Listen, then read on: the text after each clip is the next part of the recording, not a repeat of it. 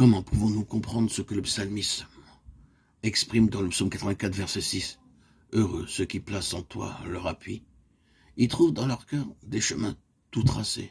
La parole nous est donnée afin que nous la vivions. Et quand nous en avons l'expérience, nous pouvons en donner l'explication. Notre vie chrétienne doit donc commencer par un plein don de nous-mêmes. Dieu doit pouvoir disposer de nous comme il le veut. C'est alors seulement que nous ferons l'expérience de sa surconduite. Certains chrétiens pensent que la sanctification sera lisse parce que nous sommes enfants de Dieu. Ceci n'est pas exact, car s'il n'y a pas d'offrande de notre vie à Dieu, il ne saurait y avoir de sanctification. Nous ne connaîtrons pas de croissance et la vie ne pourra pas s'expanser. Notre croissance est celle de notre esprit. Notre âme reste ce qu'elle est. Notre quotient intellectuel ne change pas. Mais la chose est bien différente concernant notre esprit. Si nous nous donnons à Dieu, notre esprit va mûrir et atteindre la maturité, qui est l'état de fils. C'est par notre esprit que nous connaissons Dieu, par notre nouvelle naissance. Dieu désire que nous le connaissions. C'est là son but. Dès le début de notre conversion, il ne s'agit pas de rechercher à accomplir des choses pour Dieu, mais plutôt d'apprendre à le connaître. Il est possible de bien connaître sa Bible et de ne pas connaître Dieu. Le verset 18 du chapitre 1 de l'évangile de Jean, le Fils unique qui est dans le sein du Père est celui qui l'a fait connaître, rappelle que personne n'a jamais vu Dieu le Père dans son essence et son être spirituel. C'est Dieu le Fils, Christ, qui fait connaître et qui révèle Dieu. La révélation de Dieu est donnée par Christ. Christ est Dieu. On ne peut connaître Dieu que par une révélation de Jésus-Christ. Il faut que Christ se révèle à nous pour que nous puissions voir Dieu. Cela n'est pas le privilège de quelques hommes, c'est pour chacun de nous, pour tout chrétien.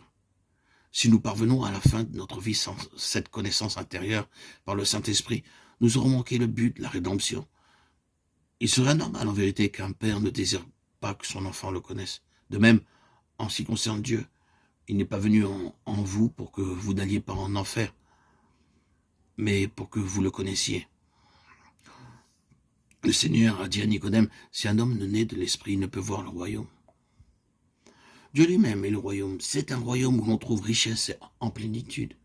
Le but de la nouvelle naissance est de le connaître et la joie de Dieu est de vous posséder. Vous ne pourrez être heureux que dans la mesure où vous donnerez votre vie à Dieu. Dès votre nouvelle naissance, vous pourrez connaître la plénitude de cette joie, mais tout dépendra de la place donnée à Dieu. Si Dieu peut disposer de nous, il a tout ce qu'il désire, mais privé de cette place, il n'a rien.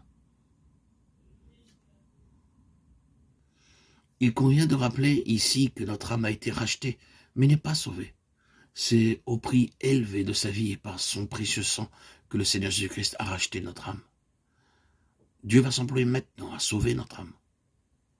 Notre âme est le siège de notre responsabilité, de notre personnalité avec notre caractère et nos pensées. Elle est séduite et incrédule. C'est pourquoi son salut nécessite de vivre par la foi, par l'Esprit de Dieu.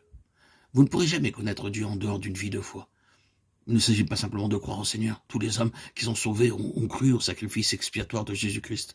La foi mentale n'est pas vivante. Or, pour avoir une foi vivante et solide, il nous faut apprendre à marcher avec la vie de Dieu, par l'Esprit de Dieu. Après avoir choisi de vivre pour Dieu par une consécration et un don total de nous-mêmes, lui permettant ainsi d'accomplir son salut